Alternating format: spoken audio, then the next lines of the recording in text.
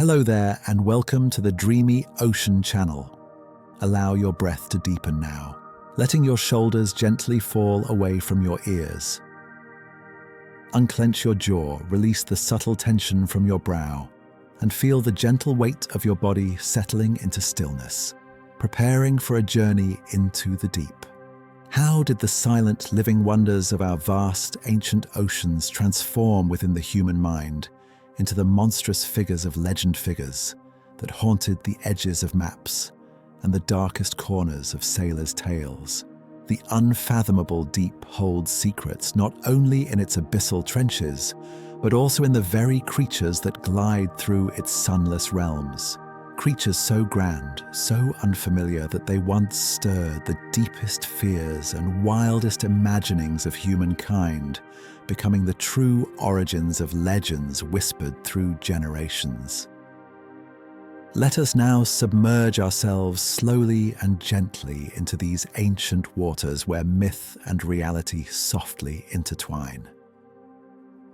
The unfathomable. Deep and the dawn of ancient fears.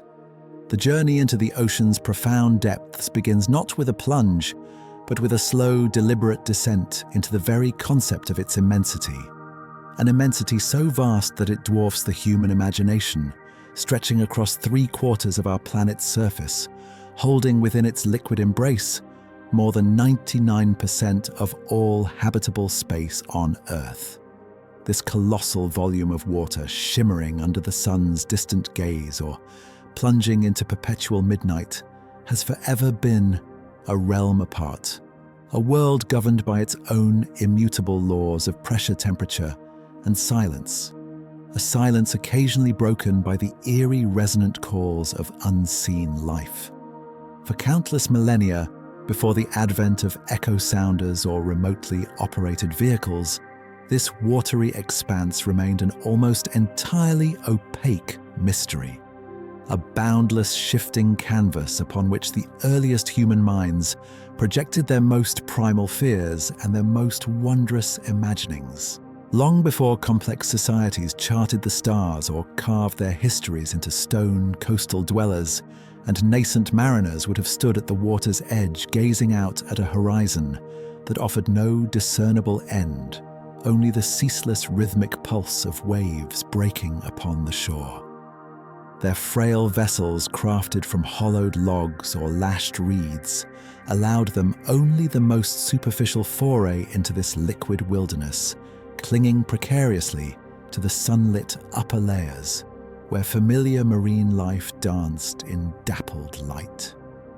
Yet even in these relatively shallow, sun-kissed waters, hints of a deeper, stranger world would have occasionally surfaced, fleeting shadows beneath the keel, an unexpected ripple of immense scale, or the unsettling discovery of an unfamiliar colossal form washed ashore after a storm, its features distorted by the relentless action of sand and salt. These were the first whispers from the abyss, faint echoes of a scale of life utterly alien to the terrestrial experience, stirring an instinctive sense of awe mingled with a profound and ancient dread.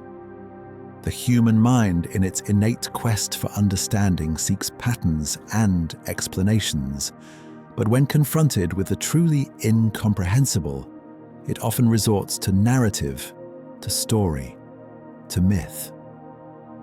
In the pre-scientific age, without the tools of systematic observation or the framework of biological classification, anything that defied immediate recognition or easy categorization became a potent seed for legend.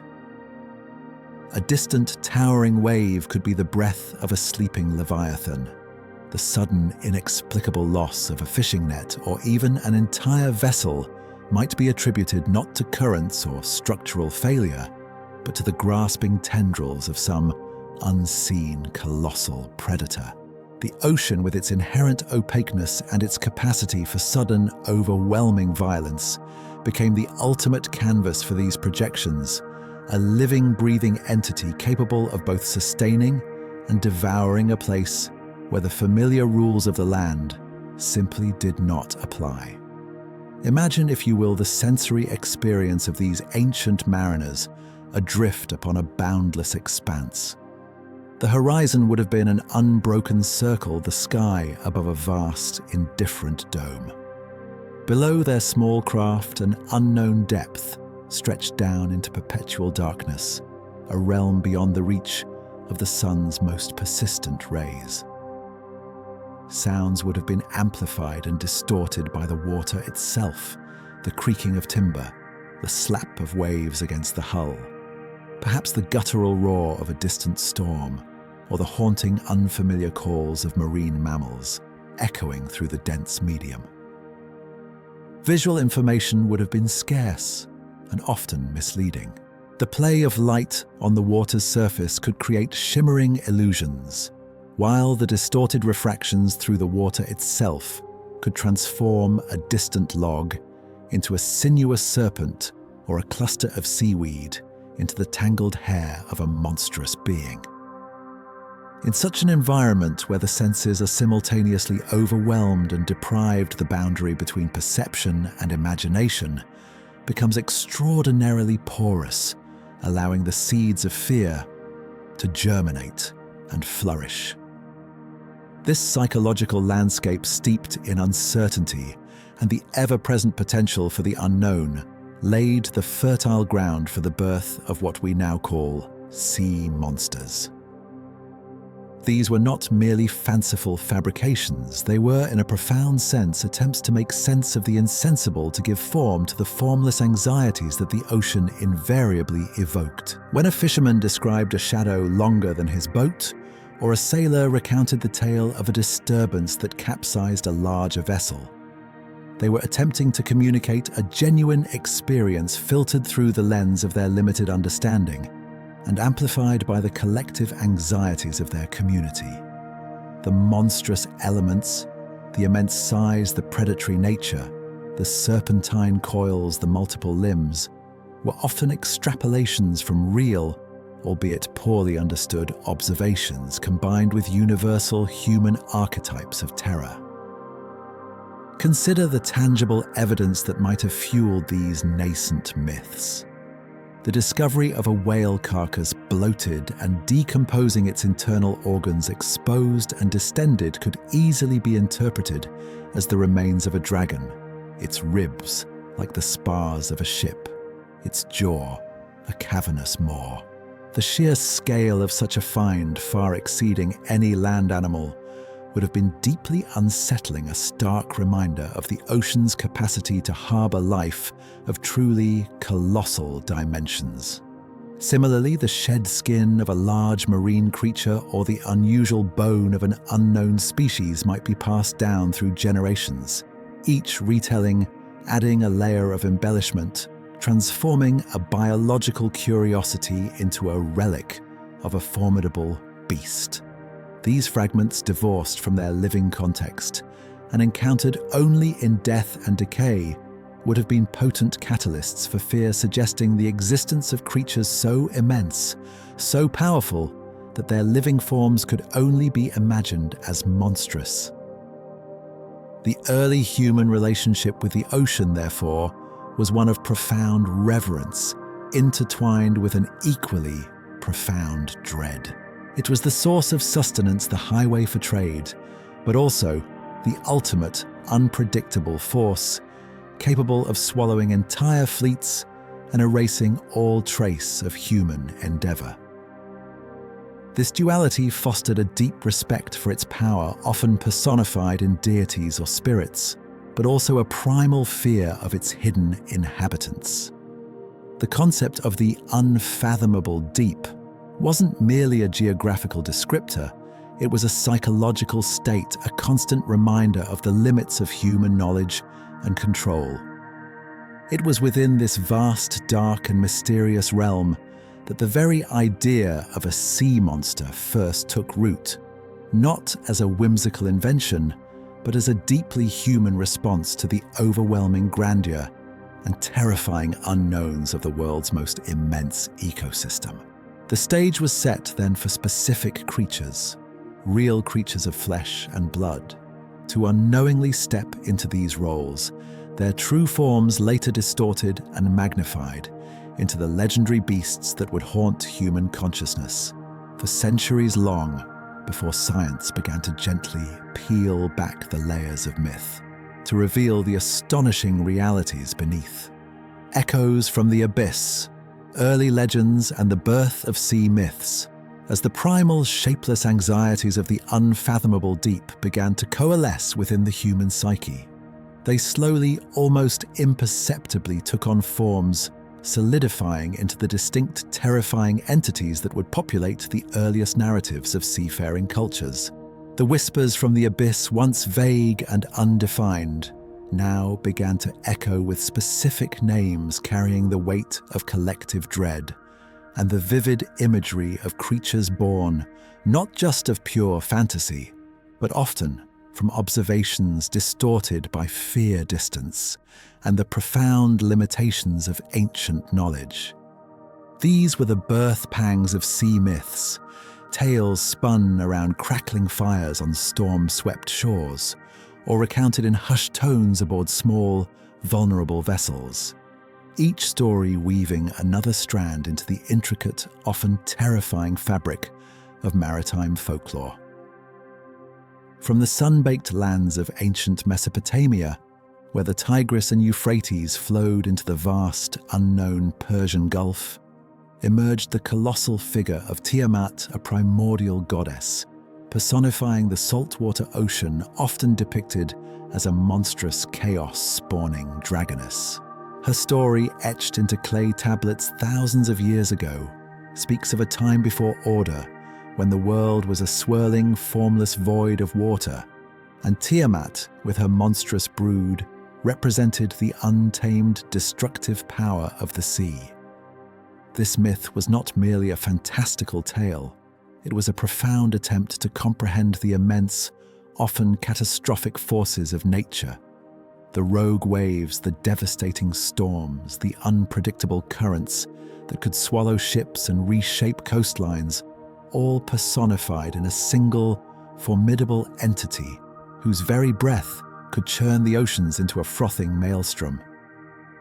The sheer scale of Tiamat, her serpentine coils encompassing the primordial chaos, resonated with the deep-seated understanding that the ocean was a force beyond human mastery, an entity capable of both creation and utter annihilation. Across the wine-dark seas of the Mediterranean, the ancient Greeks' master mariners and storytellers populated their waters with a pantheon of terrifying aquatic beings. Among the most infamous were Scylla and Charybdis, twin terrors guarding a narrow strait, often theorized by modern scholars to be inspired by the treacherous currents and rocky outcrops of the Strait of Messina. Scylla, described as a monstrous woman with 6 serpentine necks, each ending in a dog's head, would snatch sailors from their decks. Her origin, a beautiful nymph, transformed by jealousy, imbued her with a tragic depth, but her monstrous form spoke directly to the dangers of jagged, hidden reefs and the sudden, violent appearance of predatory marine life. Charybdis, on the other hand, was a colossal whirlpool, a gaping maw that thrice daily swallowed and regurgitated the sea itself, symbolizing the destructive power of powerful eddies and undertows that could drag entire ships into their crushing embrace. The very act of navigating these legendary dangers required immense skill and a profound understanding of the sea's unpredictable nature, elevating these myths beyond mere entertainment to cautionary tales deeply embedded in the practical realities of ancient seafaring. Further north, in the icy, mist-shrouded fjords and vast churning seas of the Norse world legends, spoke of creatures of truly colossal scale, reflecting the immense, often hostile environment in which these intrepid seafarers lived. The most famous among them was the Midgard serpent Jörmungandr, a creature so vast that its serpentine body encircled the entire world, biting its own tail in a cosmic embrace. Its emergence from the depths was said to herald the end of days, Ragnarok, a cataclysmic battle that would shake the very foundations of existence. This myth, deeply ingrained in Norse cosmology, was undoubtedly influenced by sightings of enormous undulating forms in the frigid waters, perhaps immense whales surfacing and diving, their long, dark backs momentarily breaking the surface, or even rare colossal eels. The idea of a creature so immense that it could encompass the known world spoke to the overwhelming power of the ocean itself, a boundless entity that stretched beyond human comprehension. Its living embodiment, a silent, ever-present threat lurking just beneath the waves. And then there was the Kraken, a name that still evokes a shiver of primordial fear whispered in countless maritime tales. This legendary creature, often described as a gigantic cephalopod, a monstrous squid or octopus of unimaginable proportions, was said to dwell in the deepest, darkest trenches rising to the surface, only to ensnare ships with its immense tentacles, dragging them down into the crushing abyss. The very notion of the Kraken likely stemmed from genuine, albeit rare, encounters with truly enormous squids and octopuses, their eyes like dinner plates, their suckers capable of leaving indelible marks on whale skin. For ancient sailors, a sudden, inexplicable drag on their nets. The disappearance of a small boat, or the unsettling sight of a colossal, shadowy form moving just beneath the surface, could easily be attributed to such a creature. The Kraken was the ultimate personification of the crushing pressure of the deep, the silent, unseen predator that could snatch a vessel and its crew into oblivion without a trace, leaving only swirling waters and the chilling echoes of its legend. These early legends, from Tiamat to Scylla and Charybdis, from Jörmungandr to the Kraken, shared common threads reflecting universal human fears and observations. The serpentine form, so prevalent in many myths, is a natural extrapolation from the sight of long, undulating objects in the water. A floating log, a long strand of seaweed, or even the back of a distant whale seen from afar, its movement, creating a rippling effect. The concept of immense size, often exaggerated to world-encircling proportions, was almost certainly inspired by encounters with whales, the largest creatures on Earth, whose sheer bulk and sudden appearances would have been deeply awe-inspiring and terrifying to those in small boats. The multi-limbed or multi-headed aspects, while fantastical, might have drawn inspiration from the sight of a large octopus or squid, its numerous arms writhing in the water, or even the distorted image of several marine animals appearing together through the watery lens. The psychological function of these myths was profound. They provided explanations for the inexplicable, personified the dangers of the unknown, and served as powerful cautionary tales for those who dared to venture onto the treacherous seas. They allowed ancient peoples to grapple with the overwhelming power of nature, to give a name and a form to the forces that could so easily extinguish human life. A ship lost in a storm became not merely a tragedy of weather, but the victim of a jealous god or a hungry sea monster, imbuing the event with narrative, meaning however grim. These stories, passed down through generations, became integral to the cultural identity of seafaring communities, shaping their worldview and influencing their relationship with the vast, mysterious ocean that surrounded them. Even the very act of storytelling itself, the gathering of people to recount these thrilling, terrifying narratives, served to reinforce the power of the myths. The hushed voices, the flickering firelight, the shared shivers of fear all contributed to the deep emotional resonance of these tales, etching them into the collective consciousness. The ocean, with its endless variations of light and shadow, calm and storm surface and depth, offered an inexhaustible wellspring of inspiration for these legends. Every unusual shape, every unexplained sound, every powerful current became a potential clue, a fragment upon which a new monster could be built, or an existing legend could be further embellished. The echoes from the abyss, therefore, were not just stories. They were living, breathing entities within the human mind, reflections of an ancient world struggling to comprehend the astonishing and often terrifying realities of the deep, long before the gentle light of scientific inquiry began to illuminate the true, magnificent forms of the creatures that once inspired such profound and enduring myths. The Serpent's Ribbon, unveiling the enigmatic Oarfish. From the shadowy realm where the ocean's vastness gives birth to primal fears, we now turn our attention to one specific elongated marvel, whose very existence seems to defy the ordinary, a creature whose serpentine form and immense length have for centuries woven themselves into the fabric of human legend, becoming the living embodiment of the elusive sea serpent, the enigmatic Oarfish. Imagine a creature not merely long but impossibly long, stretching out like a shimmering silvery ribbon through the perpetual twilight of the deep, a living strand of myth brought to astonishing reality.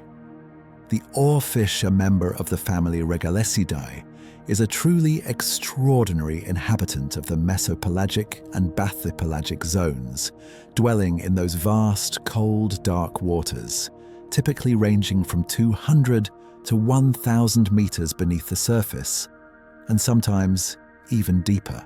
This is a realm where sunlight fades into an ethereal blue twilight, before vanishing entirely a world of immense pressure and profound stillness, punctuated only by the slow, deliberate movements of its specialized residents. Unlike the familiar, robust bodies of most surface-dwelling fish, the oarfish possesses a unique, almost ethereal physique. Its body is profoundly compressed laterally, meaning it is exceptionally thin from side to side, giving it the appearance of a living, shimmering blade or a colossal, elongated ribbon. This slender, almost delicate profile belies its potential for immense length, making it the longest bony fish known to science. Individual oarfish have been reliably measured at lengths exceeding 11 meters or 36 feet, and unconfirmed reports passed down through generations of fishermen and sailors whisper of specimens reaching an astonishing 17 meters or 56 feet in total length. To put this into perspective, imagine a creature longer than a city bus, yet as thin as a narrow plank of wood, undulating gently through the dark water. Its skin is not covered in typical scales, but rather in a delicate silvery layer of guanine, which can easily slough off, giving the fish a somewhat fragile appearance when observed out of its natural environment. This silvery sheen, however, would have shimmered eerily in any fleeting light, or even under the moon, if the creature were to ever ascend to the surface. Perhaps the most striking features of the oarfish are its magnificent fins. A vibrant, often reddish or orange dorsal fin runs the entire length of its body, from just above its large forward-facing eyes all the way to its caudal or tail fin. This dorsal fin, composed of numerous soft rays, can be raised and lowered, creating a flowing, undulating crest that to a startled observer might appear like a fiery mane or a crown of crimson plumes atop a colossal serpent's head. Its pelvic fins are equally distinctive. Instead of broad paddle-like structures, they are reduced to a pair of long, slender oar-like rays, often adorned with frilly membranes, which extend gracefully beneath its body. These oars are thought to assist in maintaining its unique vertical posture in the water column, and may have contributed to its common name, hinting at an ancient, almost mythological connection to the act of rowing through the cosmic ocean. The movement of the oarfish is as mesmerizing as its appearance. Unlike most fish that propel themselves with powerful tail beats, the oarfish primarily uses its long, undulatory dorsal fin to move through the water. This unique method, known as amiform swimming, allows it to glide with a sinuous rippling motion, creating a mesmerizing wave that flows along its entire length. When observed from a distance or through the distorted lens of ancient fear, this movement would have undeniably resembled the classic serpentine undulations of a mythical sea serpent, its long body weaving and twisting through the water with an almost hypnotic grace. Scientists currently theorize that the oarfish often maintains a vertical posture in the water column with its head pointed upwards, patiently waiting to ambush small crustaceans, krill, and tiny fish that drift down from the shallower layers. This vertical orientation, combined with its immense length, would make it an even more alien and awe-inspiring sight if encountered unexpectedly. It is precisely these extraordinary characteristics, its immense length, its thin ribbon-like body, its flowing dorsal fin, and its serpentine swimming motion, that make the oarfish the prime candidate for inspiring countless sea serpent legends across diverse maritime cultures. Imagine a time before deep-sea exploration, before modern ichthyology, when a great storm might churn the abyssal depths, bringing a disoriented, injured, or dying oarfish to the surface, or washing it ashore onto a desolate beach. Such an event would have been profoundly unsettling. A creature of such unprecedented scale, its silvery skin perhaps flaking, its vibrant fins dulled by distress, its large eyes staring blankly, would have presented an image unlike anything ever seen by human eyes. The sheer shock of its appearance, combined with its serpentine form, would instantly trigger primal fears and ignite the imagination. Ancient mariners encountering such a colossal, unfamiliar specimen would have struggled to reconcile it with any known terrestrial or shallow water animal. The long, narrow body could easily be perceived as the trunk of a great serpent, its reddish dorsal fin misinterpreted as a fiery mane or crest, its large eyes as those of a watchful ancient beast. The decomposition process, which often distorts and fragments marine carcasses, could further enhance this illusion, making a decaying oarfish appear even more monstrous and alien, its internal structures perhaps exposed and mistaken for additional limbs or grotesque features. The sheer unexpectedness of encountering such a giant deep-sea dweller far from its usual dark habitat would have solidified its place in the realm of the mythical. Throughout history, countless accounts of sea serpents have been documented, many of which bear striking resemblances to the oarfish. From the great sea serpent of Norway, famously described by the Danish bishop Erik Pontoppidan in the mid-18th century, to myriad other sightings reported by fishermen and naval officers alike. Descriptions often include a long, slender body, a distinctive mane or crest, and an undulating swimming motion. Pontoppidan's accounts, compiled from local folklore and sailor testimonies, spoke of a creature about 200 feet long and about 20 feet in circumference, with a great head and a long, sharp snout, and a row of large, shining scales. While the dimensions are clearly exaggerated, the core description, a long serpent-like creature with a prominent dorsal feature, aligns remarkably well with a magnified, mythologized oarfish. These historical narratives were not mere fabrications. They were earnest attempts to describe truly astonishing encounters, interpreted through the cultural lens of an age that had no scientific framework for identifying such deep-sea wonders. Even in more recent times, the oarfish continues to stir curiosity and sometimes fear. In Japan, for instance, there is a traditional belief that the appearance of an oarfish near the coast, particularly if it washes ashore, is a harbinger of an impending earthquake or tsunami. This fascinating cultural connection, while lacking scientific substantiation, underscores the deep-seated awe and apprehension that this creature continues to inspire, linking its rare appearance to profound natural phenomena and cementing its role as a creature of omen and mystery. Scientists believe this myth likely stems from the fact that deep-sea creatures, including oarfish, might be affected by subtle changes in the ocean floor or water currents preceding seismic activity, causing them to ascend from their usual depths. The scientific journey to understand the oarfish has been a slow and patient one, mirroring its elusive nature. The first formal scientific description of the genus Regalicus was established in the late 18th century, but for a very long time our knowledge was based almost entirely on specimens washed ashore or accidentally caught in fishing nets.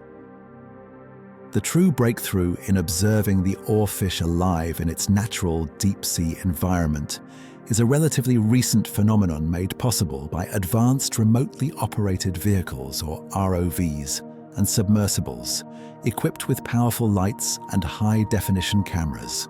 These technological marvels have allowed humanity to finally peer into the oarfish's hidden world, revealing its graceful movements and its silent existence in the perpetual twilight, slowly peeling back the layers of myth to reveal the astonishing biological reality beneath.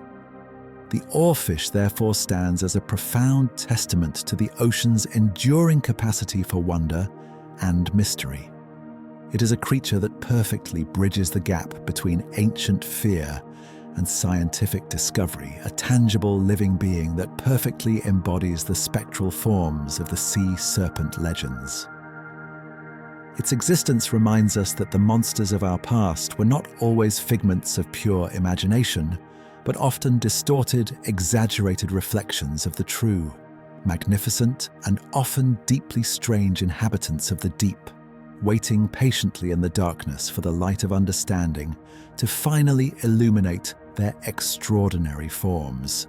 Its story is a gentle whisper from the abyss, a reminder that even in the most fantastical tales, there often lies a kernel of astonishing biological truth. Gentle giants and ghoulish forms. The basking shark's deceptive visage. If the oarfish offered the sinuous template for the serpent, its ribbon-like form weaving through the deep, then another colossal resident of the cold, nutrient-rich waters provided a different, equally potent source for ancient dread, a creature whose very bulk and feeding habits, along with the chilling spectacle of its decomposition, forged the terrifying image of grotesque, ghoulish sea monsters, the basking shark. This magnificent creature, a true gentle giant of the ocean, possesses a deceptive visage appearing both awe-inspiringly massive and, in its unfortunate demise, profoundly unsettling, capable of igniting the deepest fears in the human heart. Known scientifically as Ceterinus maximus, the basking shark is the second largest fish in the world, surpassed only by its equally placid cousin, the whale shark. Imagine a living submarine, a dark, immense mass, gliding slowly through the cool, temperate waters of the world's oceans, often reaching lengths of up to 12 meters or 40 feet, and weighing many tons. Its skin is a mottled grey-brown, thick and rough, providing a camouflage against the varying shades of the ocean depths and surface. Despite its formidable size, its entire existence revolves around a diet of microscopic organisms, a testament to the ocean's ability to sustain the truly colossal on the smallest of fare. The basking shark is a filter feeder, a placid grazer of the plankton-rich waters. It moves with a slow, deliberate grace, often near the surface, its enormous cavernous mouth held wide open forming a vast dark aperture that can stretch over a meter across. As it glides, thousands of specialized structures called gill rakers, resembling stiff, bristly combs, filter vast quantities of water, trapping the tiny copepods, larval fish, and other zooplankton that constitute its sustenance. This continuous silent act of feeding, occurring just beneath the sunlit surface, presented a truly bewildering and terrifying spectacle to ancient mariners in their small, vulnerable boats. Picture a fisherman perhaps in a simple wooden craft, drifting gently on a calm, hazy day. Suddenly, a colossal dark shape emerges from the depths, an immense gaping maw, rising slowly towards the surface, seemingly swallowing the ocean itself. The sheer scale of the creature, its immense mouth appearing as a black void, its enormous body stretching out beneath the waves, would have been profoundly unsettling. Its dorsal fin, large and triangular, would break the surface, followed by the tip of its tail fin, creating the illusion of two distinct, monstrous humps, or fins moving in tandem, a sight that could easily be interpreted as a multi-bodied or multi-finned leviathan. The placid, gentle nature of the basking shark, intent only on its microscopic meal, would have been utterly unknown to the terrified observer, whose mind would instantly conjure images of a predatory beast capable of swallowing an entire boat. The slow, unhurried pace of the shark, far from reassuring, might instead have seemed like a deliberate, ominous approach, a silent, menacing presence from the deep. However, it is not only the living, basking shark that has inspired tales of sea monsters. It is perhaps its unfortunate demise and subsequent decay that have given rise to some of the most grotesque and enduring myths.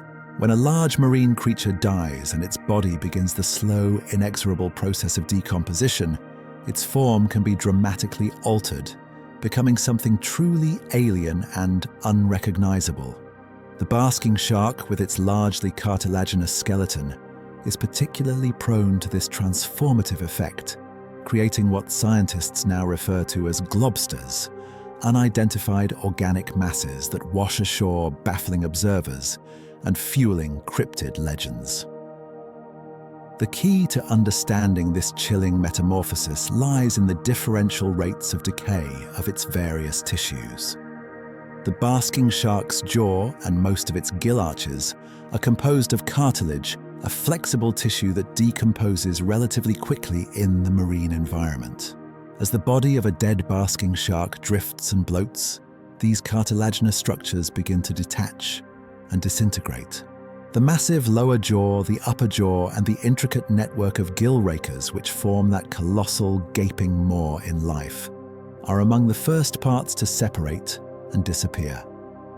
What remains, however, is a fascinating and profoundly deceptive structure. The vertebral column, being more resistant to decay, remains largely intact, extending like a long, segmented spine. Crucially, the skull, though also cartilaginous, is more robust and often remains attached to the anterior end of the vertebral column.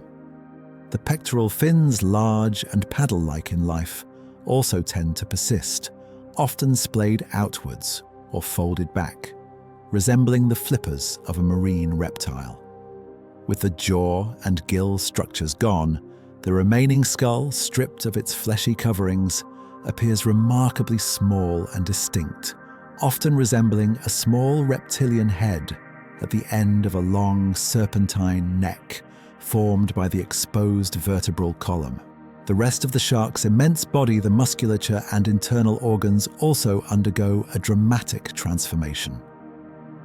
As bacteria and scavengers consume the softer tissues, the remaining flesh becomes a tough, fibrous mass, often taking on a stringy, hair-like appearance as it degrades.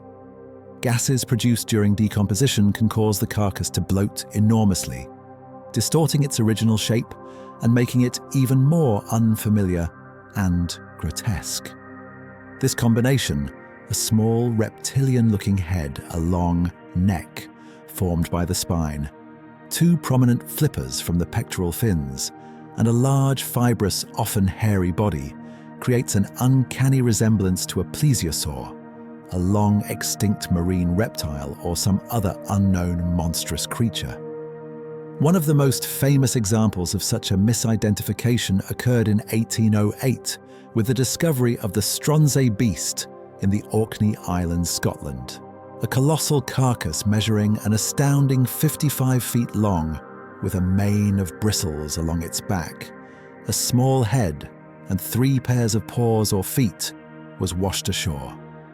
The local naturalists and scientists of the time confronted with this baffling specimen struggled to classify it, ultimately deeming it a new, unknown species of sea serpent. Modern analysis, however, has overwhelmingly concluded that the Stronsay beast was almost certainly the decomposed remains of a very large basking shark, its features grotesquely altered by the relentless forces of decay. The mane of bristles was the fibrous remains of its dorsal musculature, and fins, the small head, its stripped skull, and the 3 pairs of paws, likely its pectoral fins, along with other distorted appendages or internal organs exposed by decomposition. Similar globster events have occurred throughout history and even into modern times, contributing to cryptid legends. The famous Zuyo Maru carcass found off the coast of New Zealand in 1977, initially speculated to be a plesiosaur, was later scientifically identified as a decomposing basking shark. Even some contemporary sightings of long-necked sea monsters, such as the legendary Cadborosaurus wilsey of the Pacific Northwest, while not definitively linked, could potentially have roots in the misidentification of highly decomposed basking shark remains, especially if encountered in poor visibility or at a distance. The human mind, when presented with incomplete or distorted information, particularly in an environment as vast and mysterious as the ocean, is quick to fill in the blanks, with the most dramatic and terrifying possibilities drawing upon a collective pool of ancient fears and established monster archetypes. The psychological impact of encountering such a decaying form would have been immense. For an ancient mariner already steeped in tales of sea monsters, the sight of a colossal, headless or small-headed creature with a long neck and strange flippers, its flesh perhaps appearing fibrous or even hairy, would have confirmed their deepest anxieties. It was tangible proof in their eyes that the monstrous entities of their legends were real, lurking in the depths, occasionally surfacing to remind humanity of their terrifying presence. The lack of scientific understanding regarding marine biology and decomposition processes meant there was no alternative rational explanation for these bizarre finds. The monstrous interpretation became the accepted truth, passed down through generations, further solidifying the myth. Thus the basking shark, a creature of immense size and gentle disposition, becomes a profound paradox in the history of sea monster lore. In life, its slow, gaping feeding at the surface could evoke fear of a swallowing leviathan. But in death, through the relentless, transformative processes of decay, its body could be sculpted by nature into something far more ghoulish, something that eerily mimicked the very forms of the most ancient and terrifying sea monsters, the long-necked, small-headed beasts that haunted the imaginations of those who dared to venture onto the boundless, mysterious ocean. It is a powerful reminder that the ocean, in its endless capacity for both life and death, can play tricks on the human eye and mind, transforming the benign into the monstrous and forever blurring the lines between astonishing reality and chilling legend. Whispers from the Kraken's Lair. The true story of the giant squid. From the chilling transformation of a gentle giant's decaying form into a monstrous spectre, we now descend even deeper into the truly abyssal realm, where a living, breathing creature of immense power and alien beauty has for centuries whispered its name through the darkest corners of human imagination, becoming the undisputed king of sea monsters, the giant squid, the true, astonishing inspiration behind the terrifying legend of the Kraken. This is a creature not merely large, but truly colossal, a fluid, muscular enigma dwelling in a world of perpetual night, its very existence a testament to the ocean's boundless capacity for awe-inspiring and fear-inducing life. The giant squid classified scientifically within the genus Architeuthis makes its home in the vast, cold, and immensely pressurized waters of the mesopelagic and bathypelagic zones, typically ranging from 300 to 1,000 meters below the surface and occasionally venturing even deeper. This is a world almost entirely devoid of sunlight, where the only illumination comes from the ephemeral flashes of bioluminescent organisms or the distant piercing beams of specialized submersibles. It is a realm of profound silence broken only by the subtle movements of deep-sea currents and the faint sounds of its inhabitants, a world where the giant squid reigns as one of the most formidable invertebrate predators. Its environment is a stark alien landscape, utterly inhospitable to human life, adding to its mystique and making encounters with it extraordinarily rare. Imagine a creature born of the deepest oceans, its body, a torpedo-shaped mantle of dark, muscular tissue, perfectly adapted for rapid movement through the crushing depths. The giant squid can reach truly staggering proportions, with reliable scientific measurements indicating total lengths of up to 13 meters or 43 feet for females, and slightly less for males. These measurements include its immensely long feeding tentacles. The mantle alone, the main body of the squid, can stretch for over 2 meters or 6 feet in length, a cylindrical mass of powerful muscle. To visualize this scale, picture a creature longer than a school bus, its body thick and robust, a dark living torpedo that moves with an unsettling grace through the deep. Unconfirmed historical reports whispered by whalers and ancient mariners hint at even larger specimens stretching to 18 meters or more, fueling the notion of truly gargantuan entities lurking in the crushing darkness. Perhaps the most iconic features of the giant squid are its eyes, which are among the largest in the entire animal kingdom, sometimes reaching the size of a human head, with pupils as wide as dinner plates. These colossal spherical orbs are perfectly adapted to gather every last photon of light in the dim, abyssal environment, allowing the squid to detect the faintest glimmer of bioluminescence from prey or predator. To gaze into the eye of a giant squid, even in an image, is to feel a profound sense of ancient intelligence, a silent, watchful presence from the deep. These immense, unblinking eyes appearing through the murk would have undoubtedly contributed to the ancient perception of a wise, terrifying monster, an all-seeing entity capable of discerning any trespass into its domain.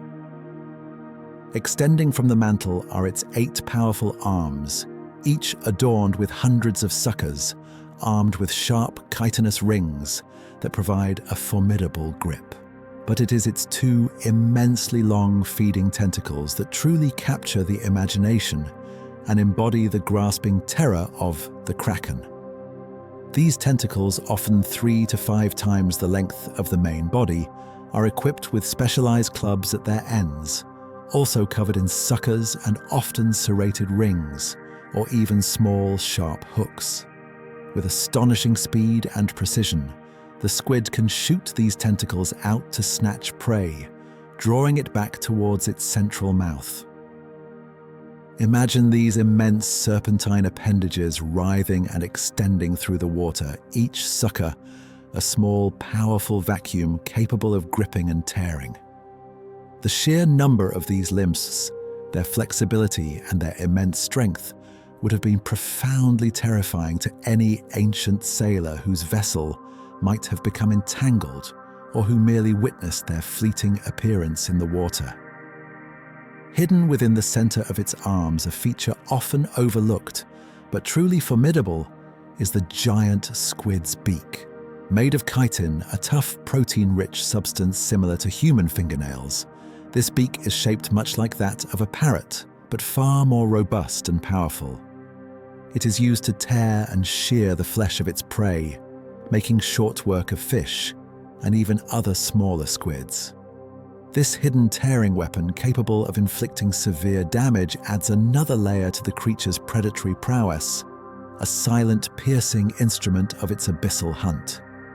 The squid moves through the water using a sophisticated system of jet propulsion, drawing water into its mantle cavity and expelling it with force through a funnel-like siphon, allowing for surprisingly rapid bursts of speed, a sudden, powerful surge through the otherwise placid darkness. The giant squid is an active, formidable predator of the deep, preying on deep-sea fish, other squid species, and even crustaceans. Its hunting strategy often involves patiently waiting in the perpetual twilight, using its colossal eyes to detect the subtle movements or bioluminescent flashes of potential prey. When a target is identified, it ambushes with incredible speed, extending its two long feeding tentacles to snatch the unfortunate creature, drawing it into the grasp of its 8 powerful arms, and then to its formidable beak. However, the most compelling evidence for the giant squid's monstrous capabilities, and perhaps the most direct link to the Kraken myth, comes from its epic battles with its primary predator, the sperm whale. These colossal toothed whales are the only known animals capable of regularly diving to the depths where giant squids reside and successfully hunting them. The evidence of these titanic underwater struggles is often found on the bodies of sperm whales themselves, immense circular scars, sometimes as wide as a dinner plate, left by the suckers of giant squids, and occasionally the telltale marks of the chitinous hooks embedded in their flesh. Imagine the incredible force required for a squid's suckers to leave such deep, lasting impressions on the thick, tough skin of a sperm whale, the creature itself weighing many dozens of tons.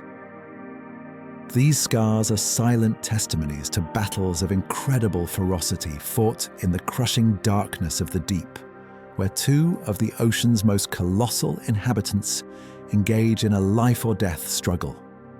For ancient whalers, encountering a sperm whale bearing such fresh, immense scars, or finding fragments of giant squid tentacles in a whale's stomach, would have been deeply unsettling, offering a chilling glimpse into the true scale and power of the unseen creatures of the abyss. It is these very encounters, whether direct or indirect, that undeniably fueled the legends of the Kraken. The earliest accounts of the Kraken, particularly those from Norse folklore, describe a creature of immense size, capable of pulling down ships and creating colossal whirlpools. The Danish bishop Erik Pontoppidan, in his Natural History of Norway from the mid-18th century, collected numerous tales of the Kraken, describing it as a monster of the very largest size, often appearing like a cluster of small islands, its immense arms capable of engulfing ships. While Pontoppidan's descriptions often conflated the Kraken with other phenomena such as volcanic activity or the surfacing of entire schools of fish, the core imagery of a giant multi-armed creature capable of sinking vessels clearly points to the giant squid. Ancient mariners sailing in their wooden ships would have occasionally encountered these colossal cephalopods, a dead or dying giant squid, perhaps disoriented by a storm or injured in a battle with a sperm whale might drift to the surface. The sight of its immense serpentine tentacles writhing and flailing its colossal eye, staring blankly, its sheer bulk dominating the water would have been a profoundly terrifying experience. In the low light of dawn or dusk, or amidst the churning chaos of a storm, the distorted perception of such a creature could easily transform it into a multi-headed hydra or a ship-crushing monster. The powerful suction of its suckers, strong enough to leave scars on whales, could be imagined to drag a small boat down into the abyss. The occasional appearance of its massive beak, capable of tearing flesh, might have contributed to tales of ships being ripped apart. The elusiveness of the giant squid only amplified its legendary status. For centuries, its existence was debated by naturalists, often relegated to the realm of myth, based solely on anecdotal accounts, fragments of tentacles, or the occasional washed-up carcass. It wasn't until the mid-19th century that the first definitive scientific specimens were recovered, allowing for formal descriptions by scientists like Japetus Steenstrup. Even then, seeing a live giant squid in its natural habitat remained an almost impossible dream.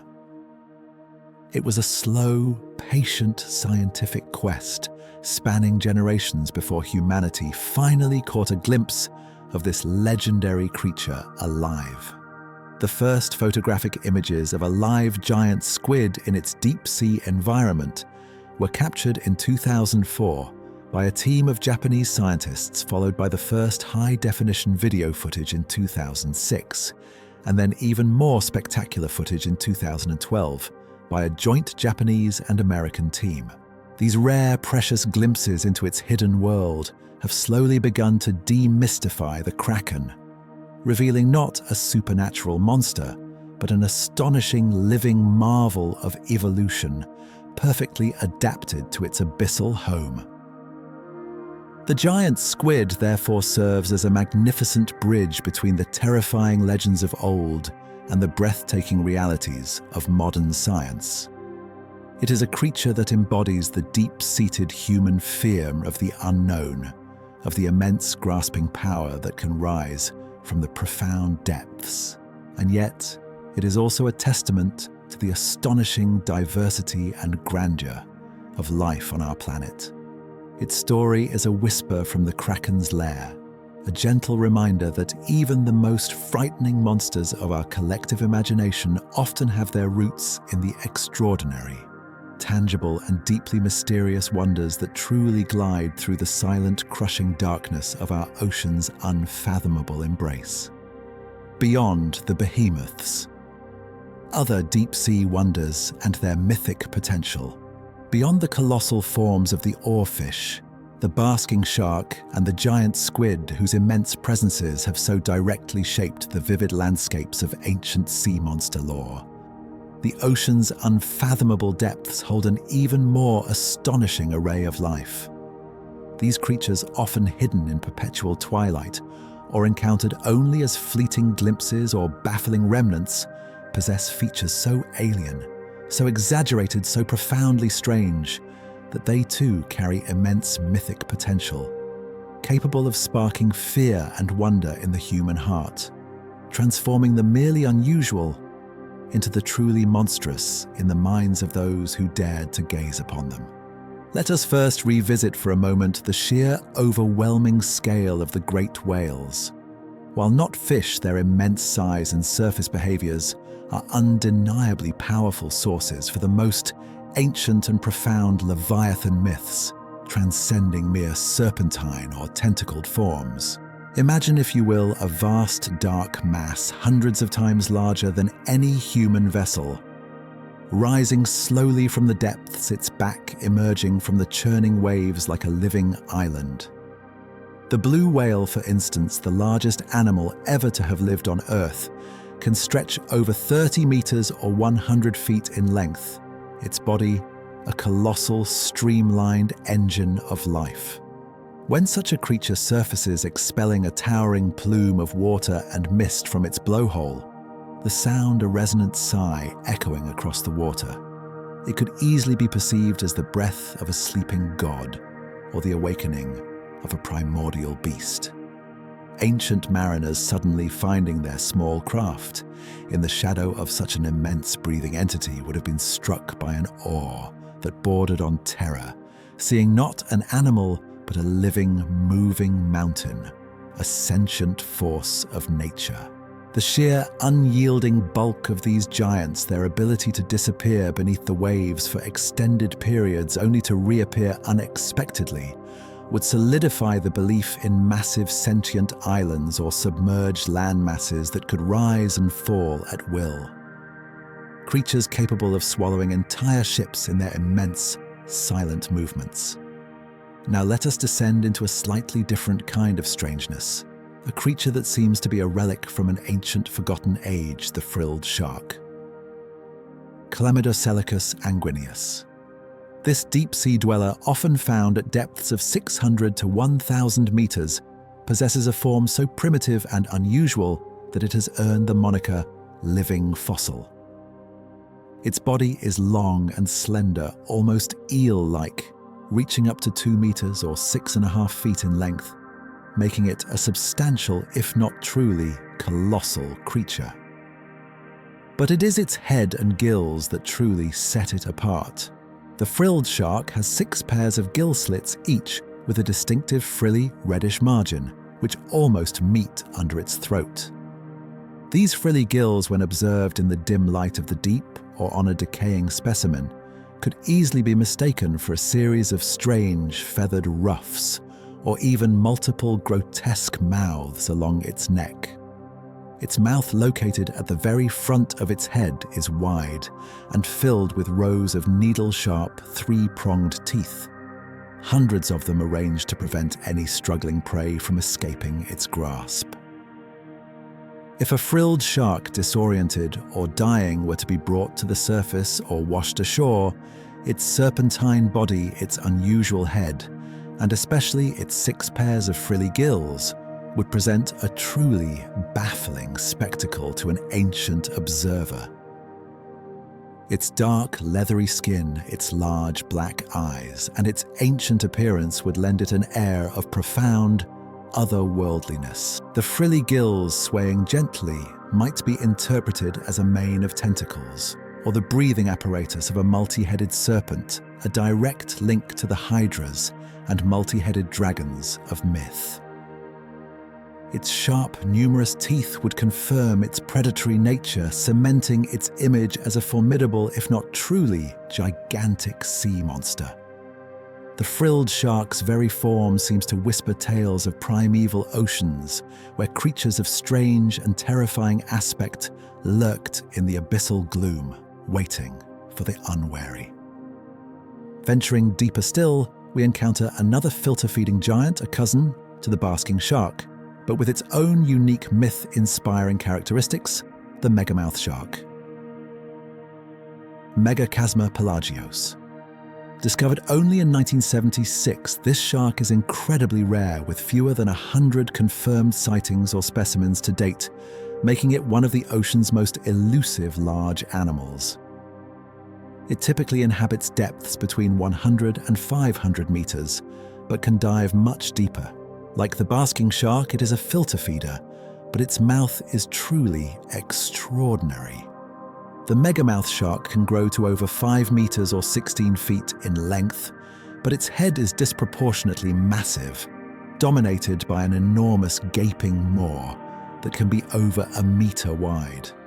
This mouth is lined with hundreds of tiny hooked teeth, but its most striking feature is its thick, fleshy bioluminescent lips, which are thought to glow with a faint ethereal light, attracting the tiny plankton and krill upon which it feeds. Imagine the profound shock of an ancient mariner encountering such a creature. A colossal shark, its head appearing to be almost entirely mouth-lined, with a soft, glowing rim silently approaching through the murky water. The sheer scale of its open jaw, a dark, cavernous void, would have been terrifying, perhaps inspiring tales of a monster whose mouth was a portal to the abyss itself, capable of swallowing anything in its path. The bioluminescent glow, an utterly alien phenomenon in the dark ocean, would only add to its mystique, making it seem like a creature of pure magic or malevolence. Its rarity would ensure that any sighting would be deeply unsettling and quickly elevated to legendary status, a fleeting glimpse of a truly monstrous entity that defies all earthly understanding. And what of the gulper eel, Eurypharynx pelecanoids? This peculiar fish, found in the bathypelagic zone at depths between 500 and 3,000 meters, is not particularly large, typically reaching about a meter in length. However, its mythic potential lies in its utterly disproportionate mouth. Its jaws are hinged at the back of its head, allowing its mouth to open incredibly wide, capable of engulfing prey much larger than itself. Its stomach can also distend enormously to accommodate large meals. The rest of its body is slender and whip-like, ending in a long, luminous tail that it uses as a lure. Encountering a gulper eel, even a dead or dying one, would be a bizarre experience. A creature that is almost entirely mouth, a vast gaping maw attached to a thin serpentine body, would defy all conventional understanding of fish anatomy. Its large, luminous tail, perhaps pulsating with an eerie glow, would add another layer of strangeness. This creature could easily inspire tales of a voracious swallowing monster, a living trap that is mostly mouth capable of engulfing any unfortunate creature that strays too close. The image of a head that is nothing but a cavernous opening ready to consume would resonate with primal fears of being swallowed whole, a common motif in ancient myths.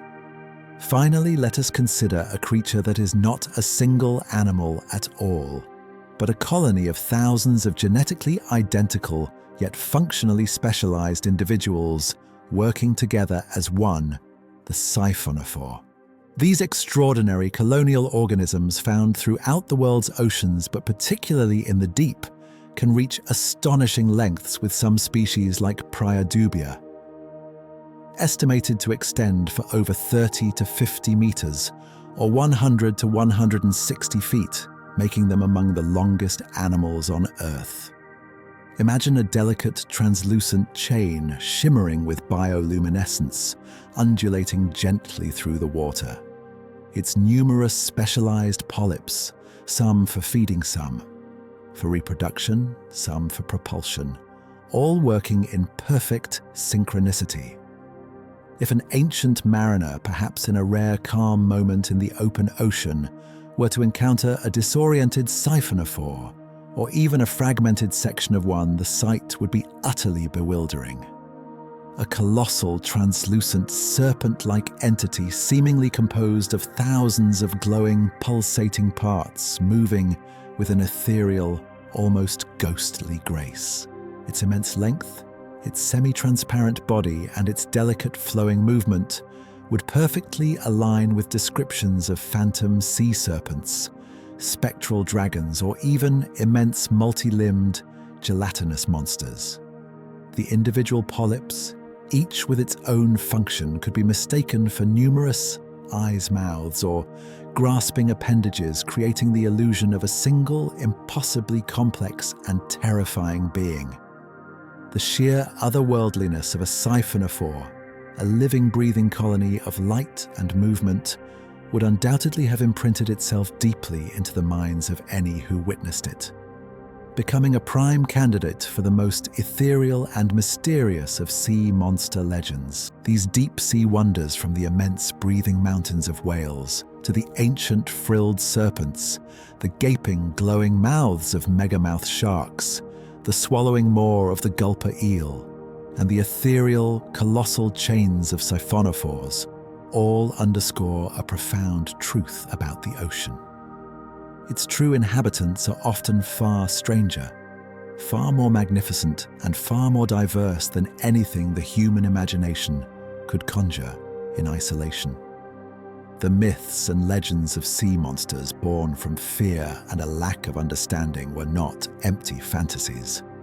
They were in essence early attempts to grapple with the astonishing biological realities of a world largely unseen, a world where creatures of truly incredible forms and behaviors lived out their silent, mysterious lives, occasionally brushing against the surface of human perception, leaving behind echoes that would resonate as terrifying legends for centuries. The deep ocean, even today, continues to hold secrets, reminding us that the line between scientific fact and ancient myth is often simply a matter of when and how we finally manage to illuminate the wonders that have always been there, patiently waiting in the dark. The illusion of decay. How nature crafts new monsters from old. The ocean, in its endless cycle of life and death, possesses a profound and often unsettling artistry, capable of crafting new, terrifying forms from the remnants of old. It is the illusion of decay, a slow, relentless process of dissolution and transformation that has historically played a pivotal role in shaping the most grotesque and baffling sea monster myths, turning the once familiar into the utterly alien and the magnificent into the ghoulish. When a colossal creature of the deep finally succumbs to the inevitable, its body embarks upon a journey of profound change, a journey that can twist its biological reality into a spectre of fear, giving rise to what scientists now term globsters, unidentified organic masses that wash ashore, baffling observers and fueling cryptid legends. The process of decomposition in the marine environment is a complex, multi-layered ballet orchestrated by a multitude of factors. Water temperature plays a crucial role. Colder waters, particularly in the deep, slow down the activity of bacteria and scavengers, allowing carcasses to persist for longer periods, sometimes for months or even years, before they are fully consumed. Conversely, warmer, shallower waters accelerate the breakdown. Pressure, too, in the abyssal zones influences the rate of decay as specialized microbes thrive in these extreme conditions. But perhaps the most dramatic transformations are wrought by the differential rates at which various tissues within a large body decompose. Not all parts of an animal surrender to decay at the same pace, and it is this uneven surrender that sculpts the most bewildering and monstrous shapes. Consider once more the immense body of a basking shark, that gentle plankton-feeding leviathan we discussed earlier. In life, its form is robust, almost torpedo-like, its massive head, dominated by a cavernous filtering maw. But in death, as its body drifts and bloats, a chilling metamorphosis begins. The shark's skeleton is primarily cartilaginous, a flexible tissue that, unlike bone, decomposes relatively quickly in the corrosive embrace of the ocean. The vast, intricate structures of its jaw and gill arches, which define its enormous mouth, are among the first to weaken, detach, and disintegrate. They simply melt away, leaving behind a profound void where the gaping maw once was. As these softer cartilaginous elements vanish, the more resistant parts of the shark's anatomy begin to emerge in stark relief. The vertebral column, though cartilaginous, is more robust and tends to hold its segmented form for a longer duration, stretching out like a long, flexible spine. Crucially, the cranium, the shark's brain case, also composed of tougher cartilage, often remains attached to the anterior end of this exposed spinal column. With the massive jaw structures now absent, this relatively small, denuded cranium, stripped of its fleshy coverings, takes on a remarkably distinct, almost reptilian appearance. It becomes a small, almost bird-like head, perched incongruously at the end of what now appears to be a long, serpentine neck, the exposed vertebral column. Simultaneously, the shark's immense musculature, its thick, powerful flesh, begins to break down. As bacteria consume the proteins and fats, and as scavengers like hagfish and deep-sea crabs pick away at the tissues, the remaining muscle fibers become stringy, fibrous, and incredibly tough. This process can create the illusion of coarse hair or fur clinging to the decaying mass. The large paddle-like pectoral fins, which are also relatively resistant to decay, often persist, splaying outwards or folding back against the body, resembling the flippers of a marine reptile.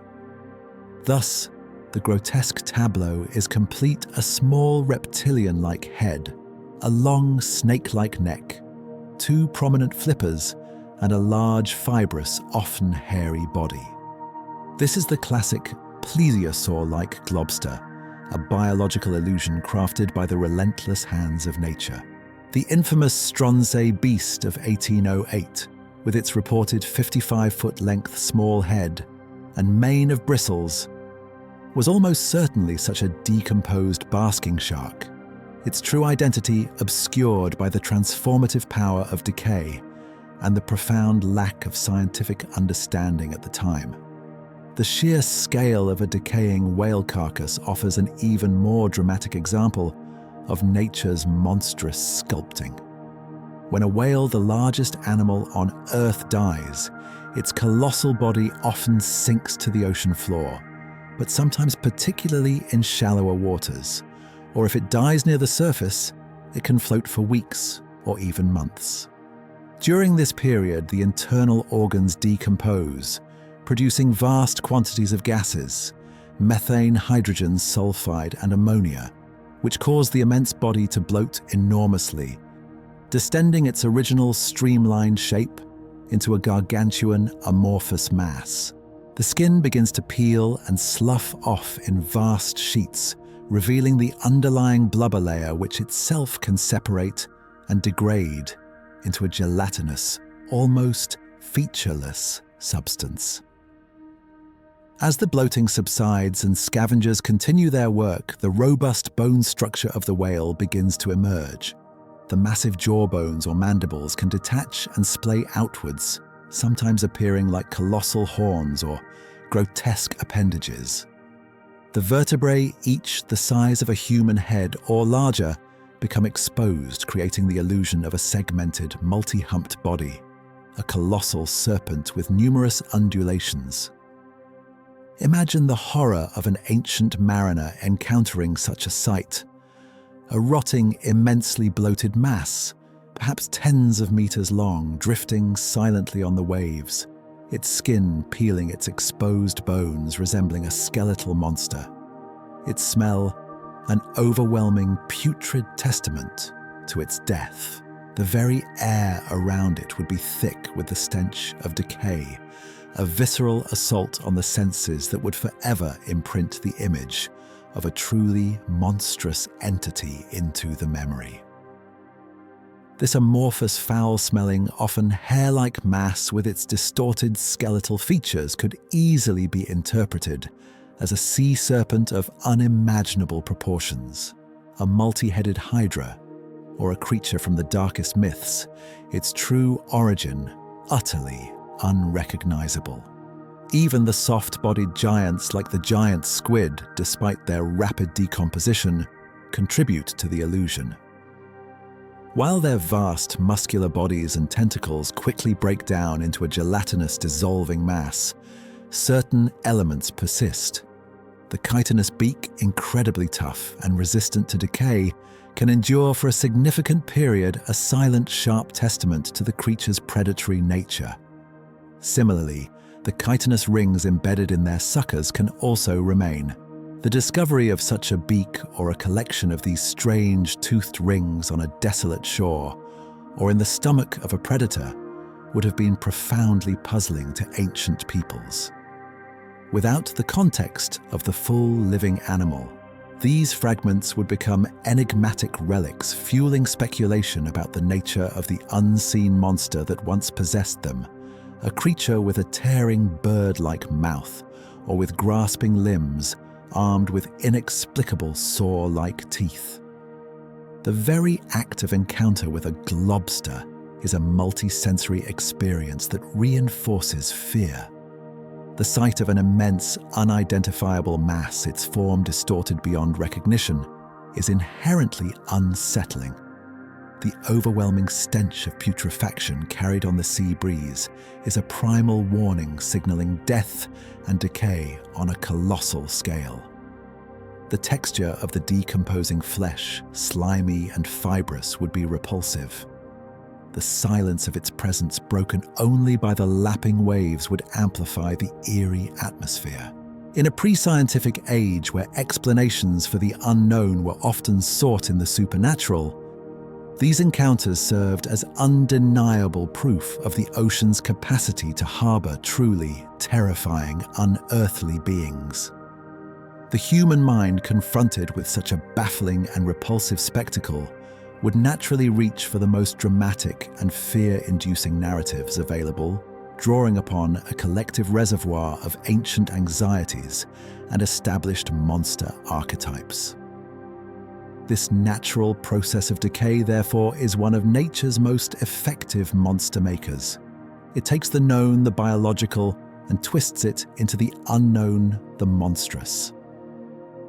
It transforms a living animal into an enigma, a puzzle whose pieces are scattered and distorted, leaving only grotesque hints of its former self. For centuries, these natural sculptures of decomposition have washed ashore silent witnesses to the ocean's vastness and its power to both create and destroy, to give life and to reclaim it in forms that defy easy understanding. Modern science, with its tools of genetic analysis, comparative anatomy, and a deeper understanding of marine biology, can now often identify these mysterious globsters, gently peeling back the layers of myth to reveal the astonishing, albeit often gruesome, realities beneath.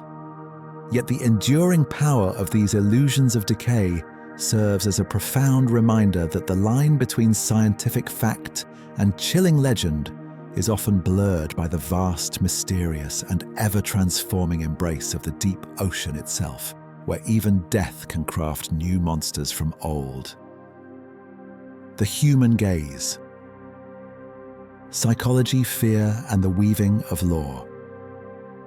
Beyond the colossal forms of living creatures and the grotesque artistry of decay, there lies another powerful force in the genesis of sea monster myths, the human gaze itself.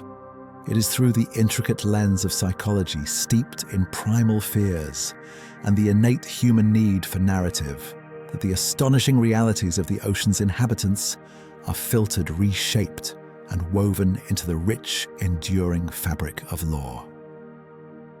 The ocean, an environment inherently alien and unpredictable to terrestrial beings, acts as a vast, shifting canvas upon which our deepest anxieties and most vivid imaginings are projected, transforming the unknown into the monstrous and the unusual into the terrifying.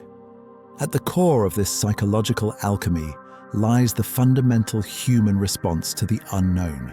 The ocean, particularly in ancient times, represented the ultimate frontier, a boundless expanse beyond the visible horizon, a realm where the familiar rules of land-based existence simply ceased to apply. This inherent uncertainty, this profound lack of comprehensive knowledge, naturally breeds fear.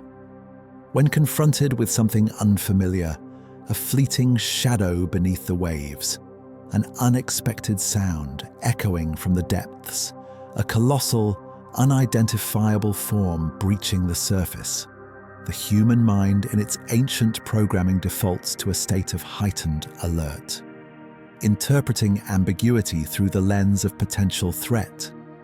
This is a survival mechanism, a primal instinct to perceive danger where information is scarce, and it has profoundly shaped our relationship with the deep.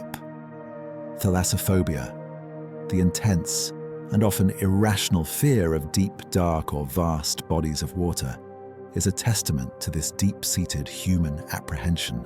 It is not merely a fear of drowning, but often a fear of the unknown that lurks within, The water, the unseen creatures, the crushing depths, the boundless void. For ancient mariners whose lives were precariously balanced on the surface of this immense, indifferent entity, this primal fear was a constant companion. Every creak of the hull, every sudden swell, every unexplained disturbance in the water would have resonated with this underlying dread, making them acutely susceptible to interpreting unusual phenomena as manifestations of monstrous, malevolent forces. One of the most powerful psychological mechanisms at play is pareidolia, the tendency for the human mind to perceive meaningful patterns in random or ambiguous stimuli. This is the same phenomenon that allows us to see faces in clouds or animals in rock formations. In the vast, shifting, and often poorly illuminated environment of the open ocean, pareidolia becomes a potent monster maker. A distant log bobbing in the waves can transform into the head and neck of a serpent. A cluster of floating seaweed swaying with the currents might appear as the tangled hair or grasping tendrils of a submerged beast. The play of light and shadow on the water's surface, particularly at dawn dusk or under a hazy sky, can create shimmering illusions, distorting perspectives and exaggerating scale. A school of fish moving in unison, creating a large dark mass beneath the surface, could easily be interpreted as the body of a colossal creature, its movements hinting at a hidden, immense form. The limitations of perception at sea further amplify this effect. From a small boat, the horizon is a distant, often hazy line, and the surface of the water can be agitated by wind and waves, making clear identification of distant objects incredibly difficult. Atmospheric conditions such as fog or mist can obscure visibility, transforming even familiar objects into indistinct, menacing shapes. The refractive properties of water itself can distort the appearance of submerged or partially submerged objects, making them appear larger, closer, or more menacing than they truly are. In such an environment where accurate, sustained observation is often impossible, the mind fills in the gaps, often with the most dramatic and terrifying narrative. A fleeting glimpse, a sudden splash, a shadow seen just below the surface becomes the catalyst for a fully formed monster in the imagination. Moreover, the human mind possesses a remarkable capacity for exaggeration and embellishment, particularly when recounting thrilling or terrifying experiences. A fisherman who encounters a large, unfamiliar fish might, in the retelling, add a few extra feet to its length, a more menacing glint to its eye, or a more dramatic struggle. This is not necessarily conscious deception, but rather a natural process of storytelling where details are sharpened, emotions are amplified, and the narrative is shaped to hold the listener's attention and convey the profound impact of the original event. Over generations, as these stories are passed down, each retelling adds another layer of embellishment, transforming the initial observation into a fully fledged legend, replete with specific monstrous features and terrifying capabilities. The Chinese whispers effect, where a message becomes distorted through successive retellings, is powerfully at play in the evolution of sea monster myths. Cultural archetypes and existing folklore also play a critical role in shaping these perceptions. If a society already has a rich tradition of serpentine dragons or multi-headed hydras, then any unusual sighting in the ocean that bears even a passing resemblance to these archetypes will be immediately interpreted through that lens. The mind seeks to categorize and understand new experiences by fitting them into existing frameworks. Thus, a long, undulating oarfish becomes the sea serpent of legend, a decaying basking shark transforms into a plesiosaur-like beast, and the immense tentacles of a giant squid become the grasping arms of the Kraken. these cultural narratives provide a ready-made vocabulary of fear, a template for understanding the unknown in monstrous terms. The psychological impact of fear itself is also a powerful factor. When an individual is genuinely terrified, their perceptions can become distorted. Heart rate increases, senses become hyper-alert, and the brain prioritizes survival, often leading to misinterpretations of sensory data. A minor disturbance can seem like a major threat. A distant sound can be amplified into a roar. In the grip of fear, critical thinking can diminish, and the imagination can run wild, transforming ambiguous stimuli into concrete manifestations of dread. A sailor genuinely frightened by a colossal shadow near his boat might later recount seeing scales' teeth or glowing eyes, not necessarily because they were truly there, but because their fear-addled mind projected those terrifying details onto the ambiguous form. Finally, the collective nature of storytelling and shared belief solidifies these myths. When an entire community or culture believes in the existence of a particular sea monster, that belief becomes a powerful social construct. Children grow up hearing these tales, and they become part of the accepted reality of their world.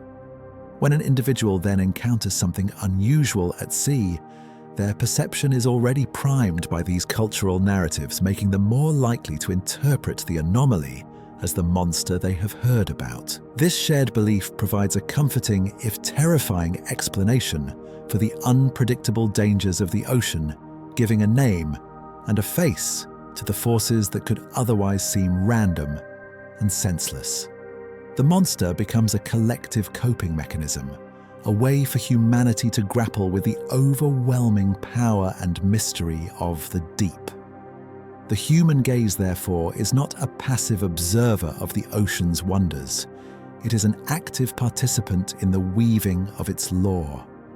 Through the intricate interplay of primal fear, psychological biases like pareidolia, perceptual limitations, the natural tendency towards exaggeration, and the powerful influence of cultural archetypes, the astonishing realities of giant marine creatures are transformed into the terrifying figures of legend. The monsters of our past were not just creatures of the deep. They were also creatures of the mind, reflections of humanity's ancient struggle to comprehend and survive in a world far vaster and more mysterious than anything it could truly know. The ocean provided the raw material, but it was the human psyche with its fears and its need for story that ultimately crafted the most enduring and terrifying sea monsters, from the gentle giants and ghoulish forms that truly inhabit the deep. Modern encounters, ancient instincts, decoding contemporary sightings.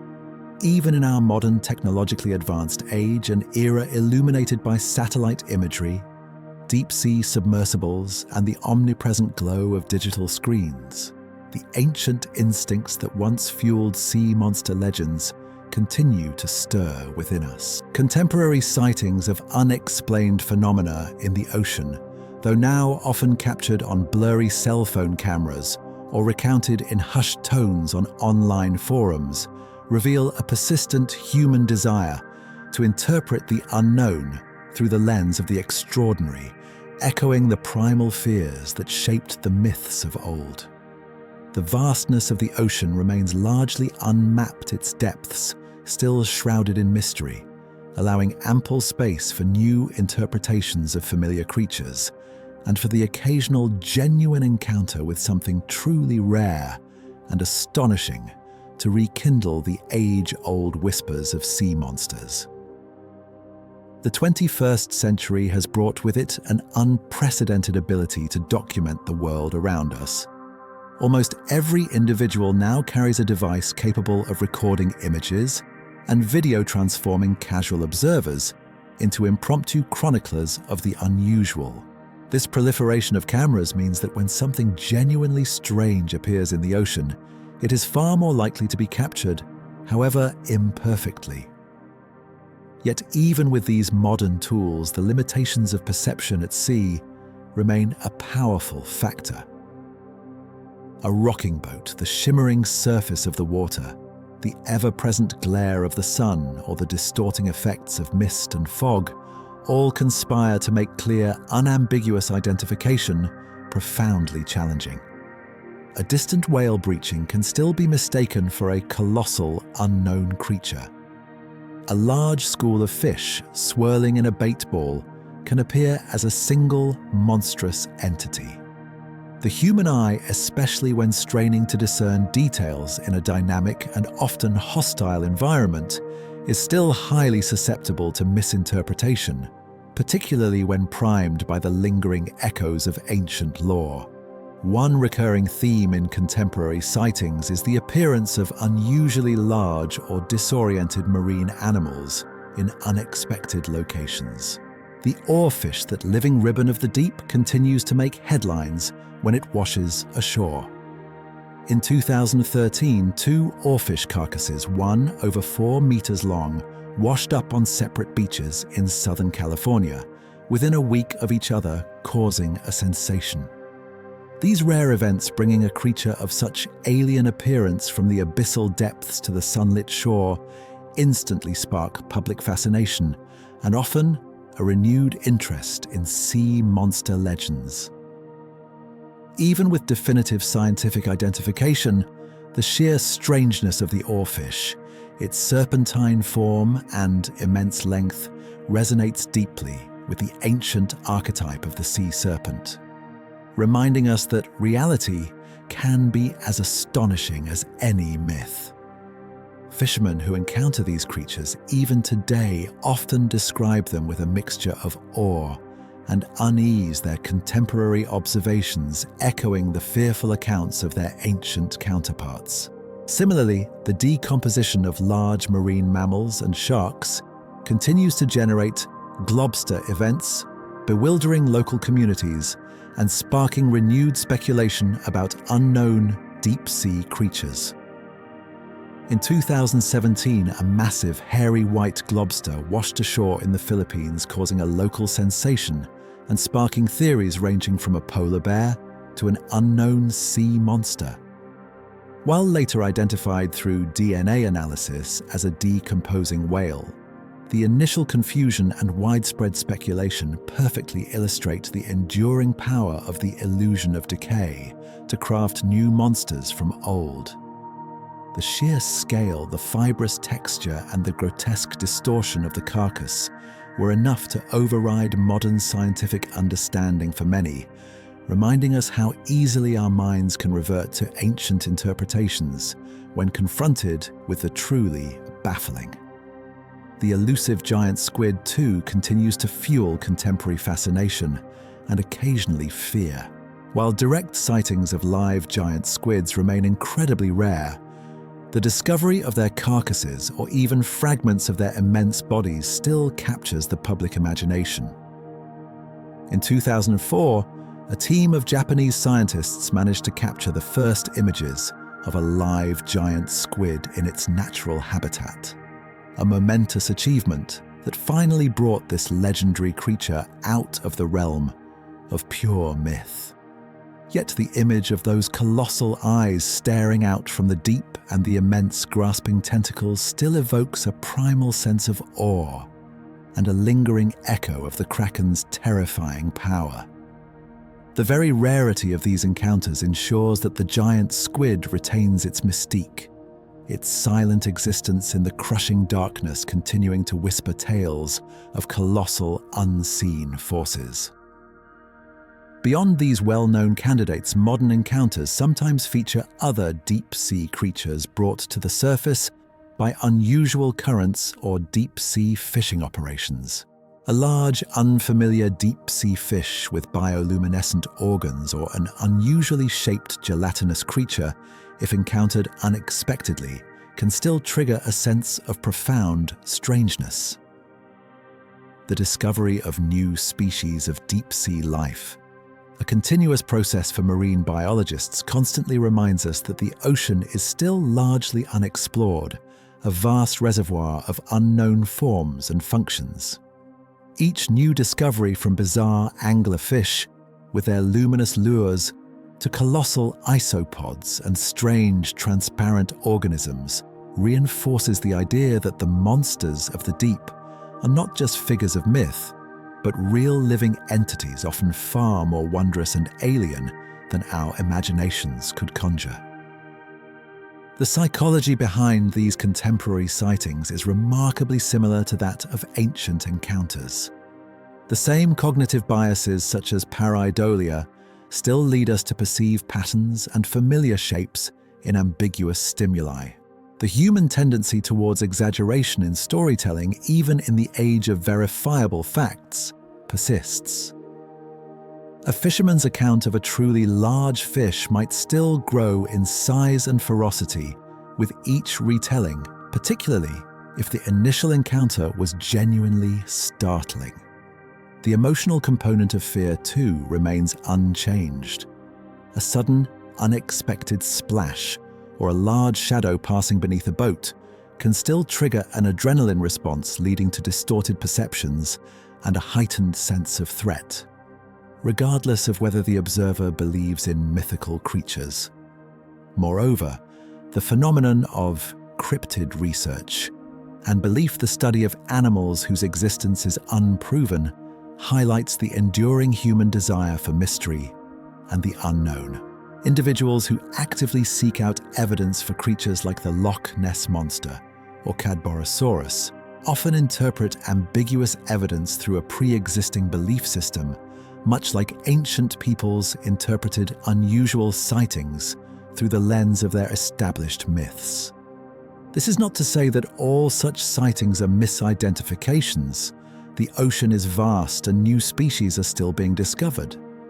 However, it underscores the powerful role of human psychology in shaping our interpretation of the natural world, particularly its most elusive and awe-inspiring inhabitants.